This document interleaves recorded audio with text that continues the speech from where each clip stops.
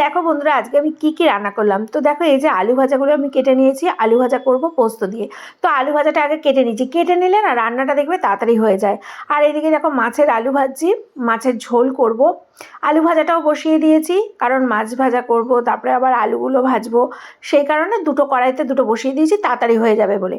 তো দেখো মাছ ভাজাগুলোও কিন্তু আমার হয়ে গেছে, লাল লাল করে মাছগুলোও ভেজে নিয়েছি।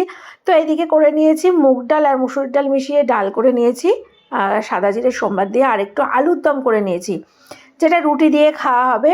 আর করে নিয়েছি কুমড়োর তরকারি, মানে এটা কি বলতো, কালো জিরে দিয়ে কাঁচা লঙ্কা দিয়ে করেছি। আর সাথে হচ্ছে এই যে আলু ভাজাটা করে নিলাম পোস্ত দিয়ে। এই পোস্ত দিয়ে আলু ভাজা হলে কিন্তু আর কিছু লাগে না, তাই না? তো পোস্ত দিয়ে আলু ভাজা করে নিয়েছি দেখো। আর সাথে ছিল মাছের পাতলা একদম আলু দিয়ে ঝোল করেছি। আর আমার বাড়িতেই হয়েছে ধনেপাতা, সেই ধনেপাতাও দিয়ে দিয়েছিলাম নামানোর আগে। আর সঙ্গে আছে গরম গরম ভাত। তো ভাতটা আজকে অল্পই করেছি, আমি আর ছেলে খাবো, সে কারণে অল্পই করেছি। তো কেমন লাগলো লাঞ্চ মেনুগুলো অবশ্যই জানাবে। টাটা।